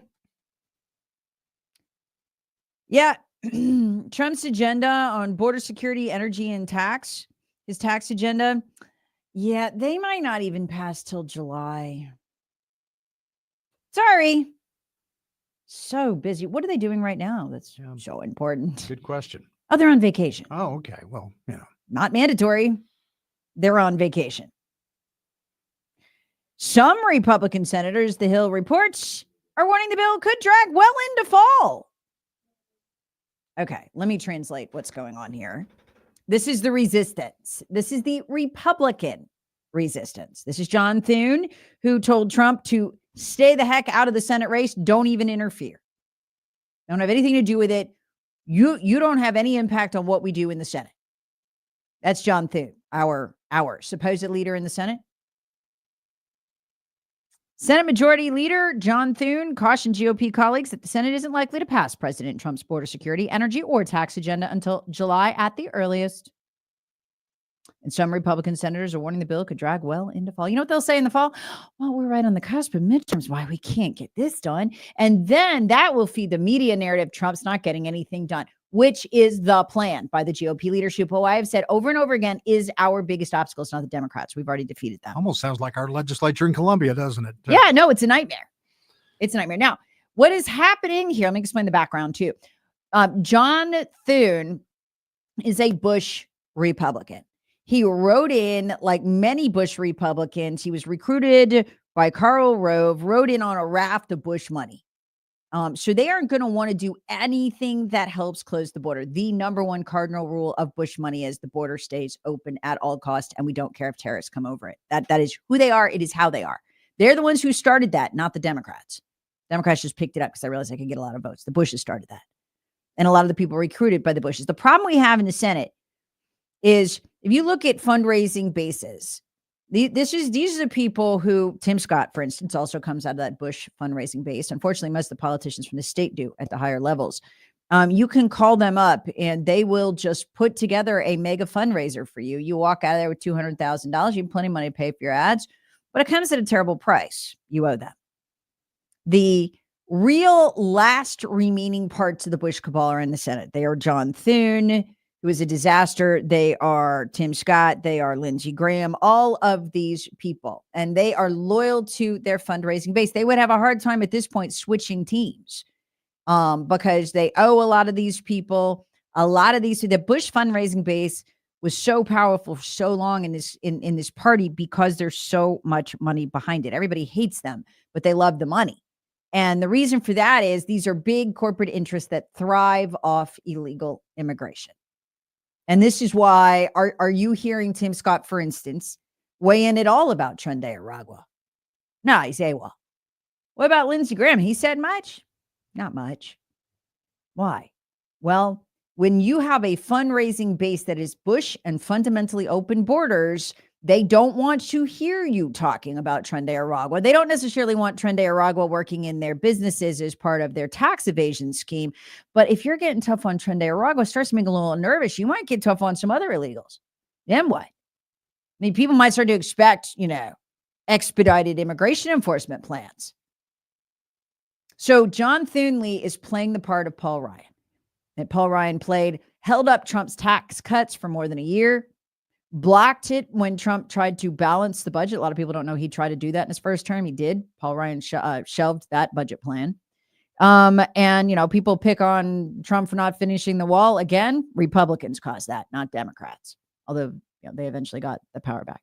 So John Thune is simply playing the Paul Ryan. He is laughing and snickering as he tells, as do other Republicans, tells them, we just might not get around the Trump's agenda. We are so busy. Lee, they haven't done jack since the beginning of the year. They have sat by essentially and watched as the Republicans try to pass that CR. That's it. One thing they got done was basically, get some of the Senate confirmations for the cabinet done. That's about it. Wouldn't want them to strain themselves. Yeah, really. They can do this. They choose not to. We can do hard things. Yes. So what they're doing, this is the Bush cabal's last gasp. If you want to understand the power of it, you want to see it in pictures. Put this in right now. Go to Google and put in the Bushes with the Obamas. Just put that in. Hit images on Google, so all the images come up. The second image that comes up is Michelle Obama giving George W. a huge hug. That's actually one of the more popular articles right now. But you'll see them. They're chummy. They've got their arms around each other. Here's another one of Bush hugging Obama.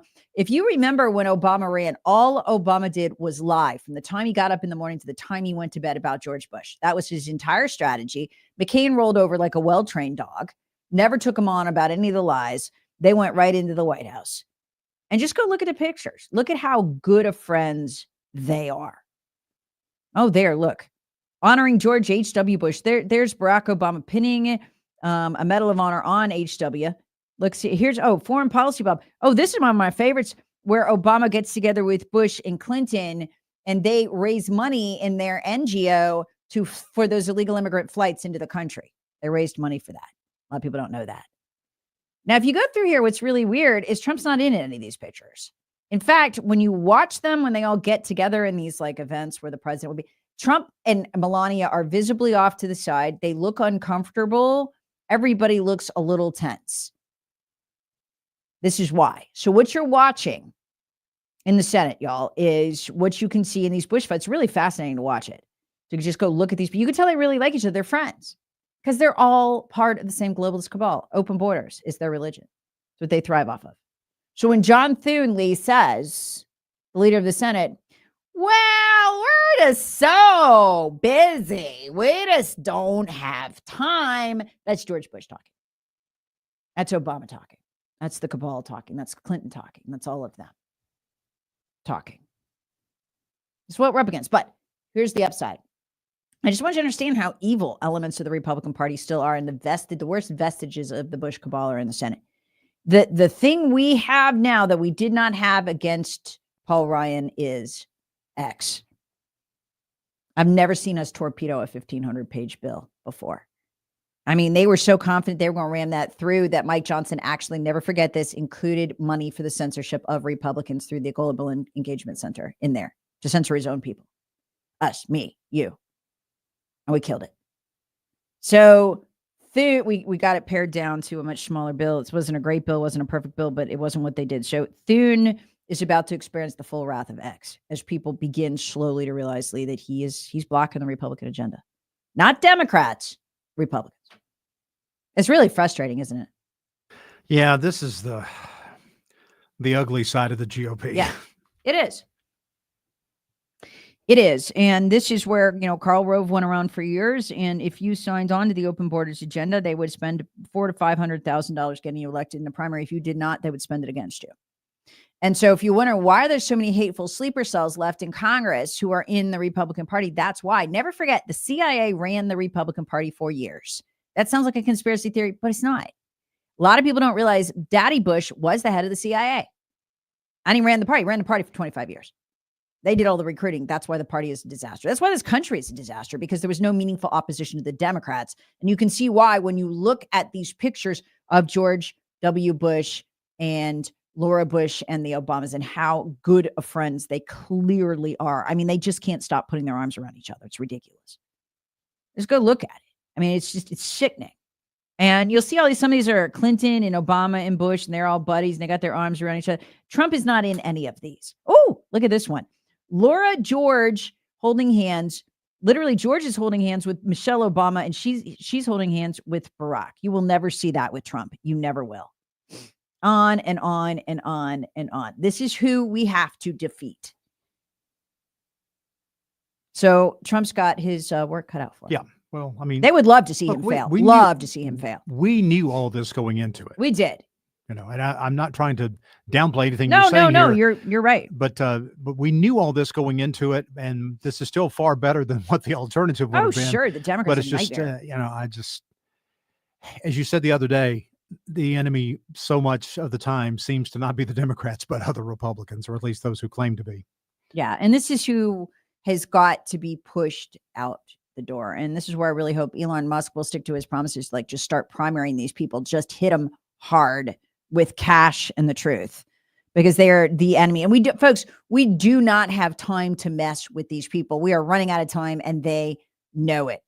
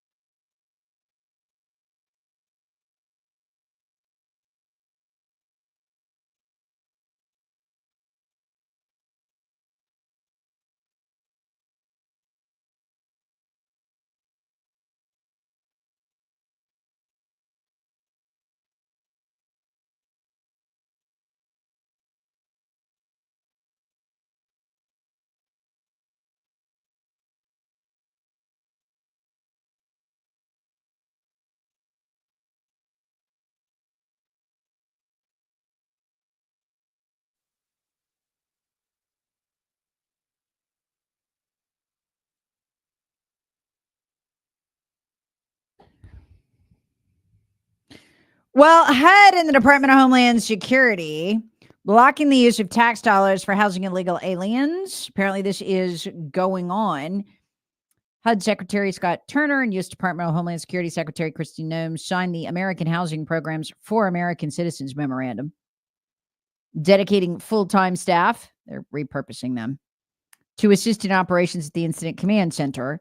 What are they doing? They're looking for any programs funding illegal immigrant housing. Now, I'm sure some liberal judicial dictator will come along and any moment now and try to put a stop to this. But in the statement that they put out, Noem and Turner said, quote, American tax dollars should be used for the benefit of American citizens, especially when it comes to issues as pressing as our nation's housing crisis. The Biden administration prioritized illegal aliens over our own citizens, including by giving illegal aliens taxpayer-funded housing at the expense of Americans. Not anymore. So they say they are looking for instances where illegals are being housed or programs for housing illegal immigrants. So good. This is going to be key to getting them to deport themselves, is to take away their housing, because there aren't enough jobs for them and us. And with them starting up the workforce raids again, this is just pressure, get them to deport themselves. And eventually, I think if we're successful here, you will see this. You will see them turning up at military bases where they'll stay the night and then be flown back out to the country they came from. In other words, they will show up to deport themselves voluntarily. They may even fly out themselves. I don't know. Okay, meanwhile, I just think this is fascinating. New poll by CNN. People were asked, not who do you want for president, but who are the leaders of the Democrat Party? Number one, who do they choose? The Democrat, self-described Democrat socialists, because that's what they are. They're socialists. They're totalitarians. They choose AOC. AOC comes in number one. She has 10% of the vote. So she is essentially leading the primary at this point. Number two is Kamala Harris, but number three is Bernie. He's got 8%. So the two of them together is 18%. They're out campaigning right now to see, what that adds up to. The New York Times, very excited, saying, AOC's awesome. She's the future of the party. We need an AOC-like figure. Interesting that none of the current Democrat leadership is even in the top five, with the exception of Hakeem Jeffries. But I mean, by leadership, I mean old guard like Chuck Schumer, those perceived to be leaders like Nancy Pelosi. They're just not even in there. They're over it. They're done. Now, here's where this gets really interesting. There's a guy who does geofencing. A lot of people do geofencing now. It's used for advertising, where they can geofence, say your business, figure out who's been in your business, who's been out of your business, who came through the front door. They could tell by cell phones. You could draw a digital fence around somewhere and figure out all the traffic. Is the traffic increasing? Is it decreasing? Where did they come from? Where did they go to? What are their names? Well, there's a guy online who specializes in doing that for his clients, but he started doing it with Kamala Harris rallies at the end of the campaign. And it turns out all those people at these rallies, they're rent-a-mob. A lot of them, not all of them. A lot of them. And I don't know if you remember this. He found out that roughly 85% of the people at Kamala Harris's rallies had been to almost all of Kamala Harris's other rallies, even when they were in disparate places like Arizona, Michigan, Pennsylvania. In other words, they were following her around the country. Well, he just did it again for the AOC Bernie Sanders road tour. Here's what he found. His name is Tony Saruga. You can find this on my X feed. This time, the media was saying there was 30 to 34,000 people there. That's not true. He said there were 20,189 devices. Still a large crowd, but not even close to the 30,000 quoted the Denver newspapers. Okay. Listen to what happened. It's happening again with the rent-a-mob. 84% of the devices present at these, there have been 3 stops so far. Denver, Arizona. 84% of the devices present had also attended 9 Harris rallies, Antifa BLM rallies, pro-Hamas rallies, pro-Palestinian protests. 31% of those showing up had attended over 20. So these are not people who live in Arizona and came out because they love AOC and Bernie. These are not people, for the most part, who live in Denver and came out because they love AOC and Bernie. They're following them around like they did Kamala. Now, to me, when you've got 84% of the devices attending 9 or more Kamala rallies, Antifa BLM rallies, pro-Hamas rallies, which were incredibly anti-Semitic and violent. What is that? That's a run-em-up. You know how much money it would take to keep track? I mean, you just look Denver to basically, where they had their rally in Arizona. It's a 12-hour drive. These people just driving around following AOC and Bernie, the exact same ones who were following Kamala? I don't believe it. I think it's fake. I think they're paid. And so does Tony Saruga. Because in addition to just geofencing and triangulating these devices that keep following Democrats around when they need to rent a mob, he's got more complicated algorithms, which also trace the devices around those devices regularly. Listen to this.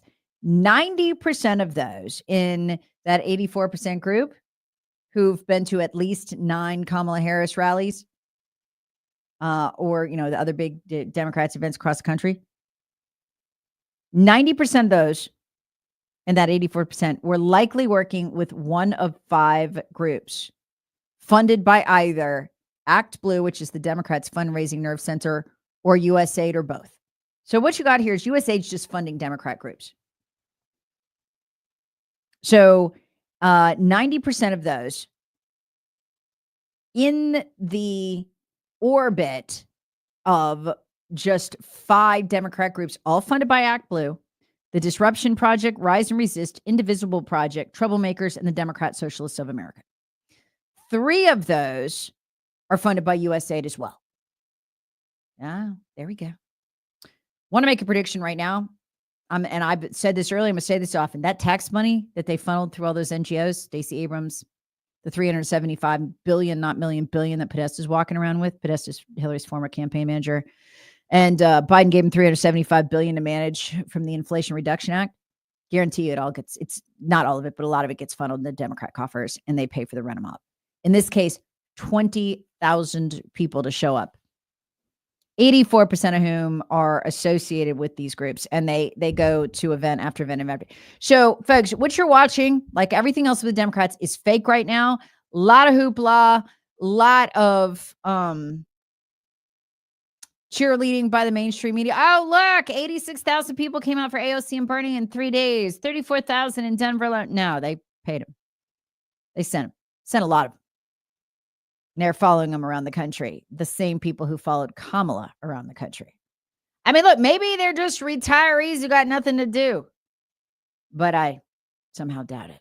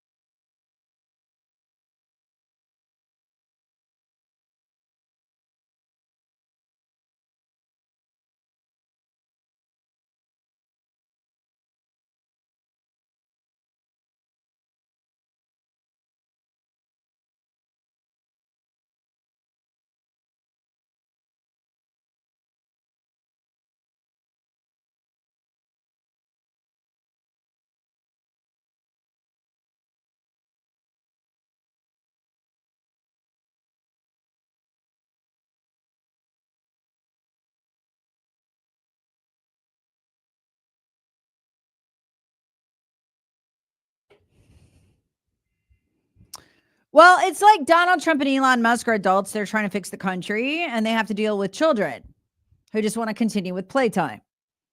No, that's really what it's like. You listen to my Battleground America podcast. You've heard me play the Ray Dalio warnings on CNBC. We don't have a lot of time left before we enter the debt death cycle. And what that is where you have to pay off escalating interest with borrowed money borrowed at high interest rates. Is not good. However, Ray Dalio seemed just as confident as Elon Musk that we could overcome it if we cut the deficit in half. The deficit's about $2 trillion a year, roughly $20 trillion over 9 years. Well, are we facing economic Armageddon or not?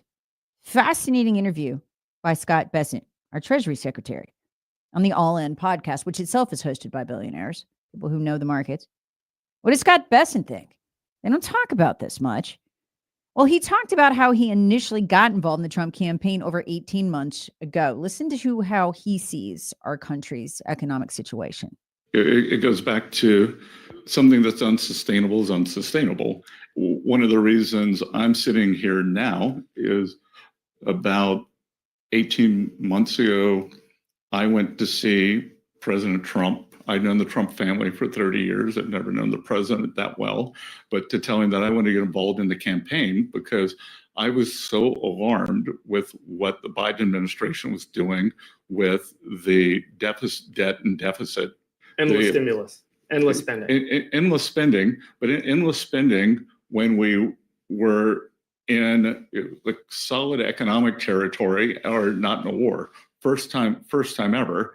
And I thought it was very cynical because I actually thought, well, we're going to spend, and then there'll be no choice but to raise taxes. Right. So you go into this equilibrium that you could just never get out of, and you become kind of a European style social democracy, the malaise. Yeah. And, we're going to just go to the point of no return and kind of inflict these progressive financial values on the country. There'll be no way out. You have very meaningful wage suppression in that period. Yeah, so he said he was so alarmed. He, went to Trump, and you're hearing him there like Trump is alarmed too. Like, what do we do? Well, because here's the problem, and I've been explaining this for a while. Dave Bratt, a professor at Liberty, runs their finance college, explained this. You can't just go in and cut it all. It'd be great if you could, but you'd cause an economic collapse. You have to do it gradually. And what I wondered is, what is the number? Is it $500 billion? Is it 300 billion? What is the number? Scott Bessent finally explained it. They do not talk like this publicly very much. He said $300 billion cut is worth roughly 1% of GDP. What does that mean? They're going to have to cut slowly. If they don't cut, they're going to end up in the death cycle. If they cut too quickly, they're going to have problems too, because you're going to cut a percentage off the economy. That'll put you in recession. It'll cause all kinds of problems. Take a listen to Scott Bessent explaining that. He's our Treasury Secretary again. Well, with this Republican Congress, I'm not sure what a deficit hawk is, but I think I would qualify as one. A lot of the Republicans, I actually have to coax them. You can't do this all at once. I was with one of the congressional budget committees 2 weeks ago, and they really want to cut this fast. And I said, you do realize every 300 billion we cut is about 1% of GDP. So we are trying to land the plane right. Well, but plan one, we're going to de-lever the government via the spending. We are also going to shed excess labor from the government. So on that side, and then on the other side, we're going to deregulate the financial right. system. The regulated financial system's really been in what I call a regulatory corset for a long time. And as we deregulate that, then the private sector can re-leverage. So government deleveraging, private sector re-leveraging, and the employment or the folks who lost their government jobs will be picked up by the private more productive. sector. So this is really important. And I think this is the most critical thing. I'm really glad we got the chance to talk today. If they cut too fast, they'll crash the economy. They don't cut fast enough, they'll end up in a death cycle. And what you've got right now is Democrats who are burning things down and acting like children. They would love to see Trump get blamed for some kind of economic catastrophe that they themselves caused and he's trying to fix. So they're not going to be helpful. And then you've got people like John Thune acting like children. Republican senators going, well, we don't have time. Me. Man, I don't care about your agenda. Why? They want Trump to fail. They don't want Trump to fail. And the thing is, because they all think they can go back to 1994, hold hands, sing kumbaya, and spend themselves silly. And folks, there is no going back. We are broke. We're absolutely broke. But if you listen to Scott Bessent there, the Treasury Secretary, he seems really confident he can pull this off. It's going to be very, very tricky. And you know what's going to really mess this up? If the Democrats get a House back halfway through, and we need to make these cuts in a very precise way to save the country. And then they are not going to be on board for saving the country. In fact, they're going to want to destroy it on Trump's watch, thinking they'll get the power back. It's a mess. But that's the plan there. They've got to cut $300 billion at a time while growing the economy enough to prevent pretty much 4 years of recession. Whew. It's not going to be easy.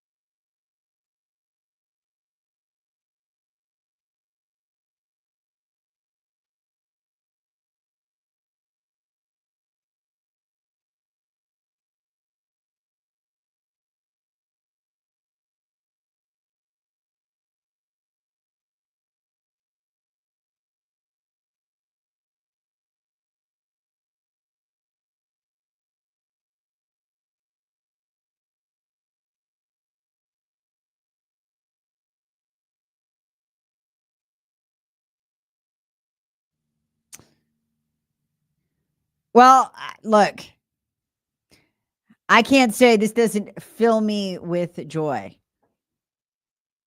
Alejandro Mayorkas's security team stripped.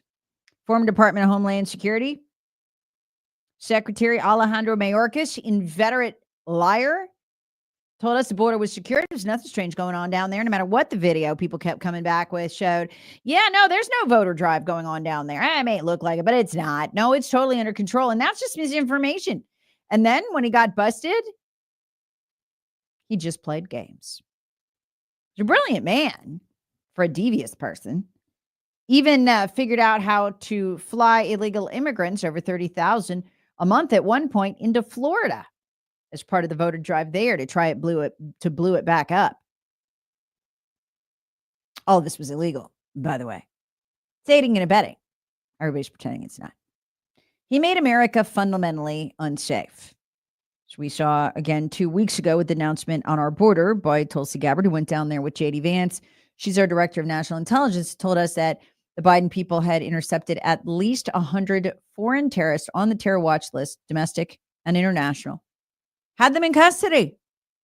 Homeland Security had him in custody. Let him go.